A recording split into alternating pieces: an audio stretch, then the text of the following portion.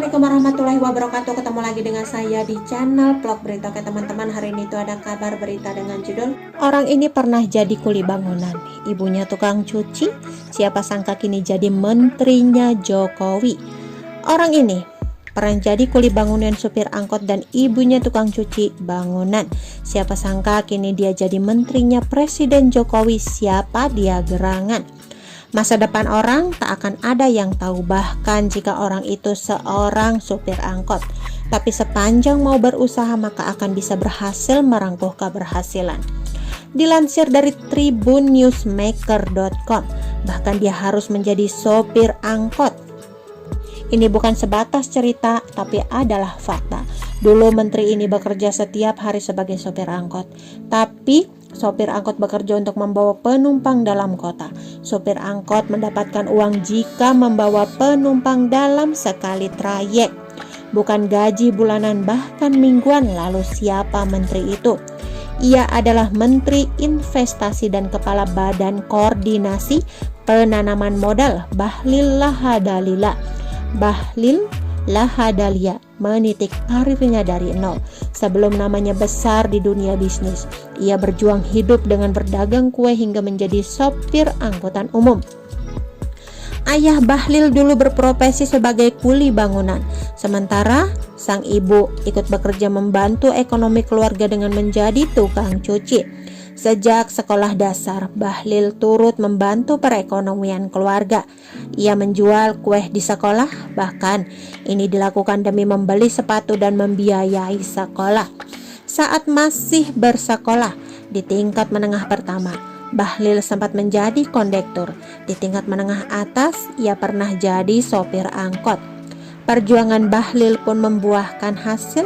Lepas sekolah, ia melanjutkan pendidikan tinggi dengan berkuliah di Sekolah Tinggi Ilmu Ekonomi Port Numbai di Papua. Semasa kuliah, Bahlil aktif dalam keorganisasian mahasiswa. Ia pernah menjabat sebagai Bendahara Umum Himpunan Mahasiswa Islam. Selesai kuliah, Bahlil sempat menjadi pegawai kontrak di perusahaan Sucovindo. Seiring berjalannya waktu, Bahlil dan teman-temannya mendirikan kantor konsultan keuangan dan IT. Pada usia 25 tahun, Bahlil menjadi direktur wilayah konsultan tersebut di Papua dan memimpin 70 orang karyawan. Presiden Jokowi telah melantik Bahlil Lahadalia sebagai Menteri Investasi dan Kepala Badan Koordinasi Penanaman Modal.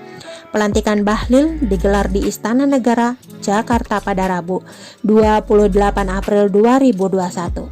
Bahlil merupakan Menteri Investasi pertama di Kabinet Indonesia Maju, menyusul perubahan nomenklatur Badan Koordinasi Penanaman Modal menjadi Kementerian Investasi.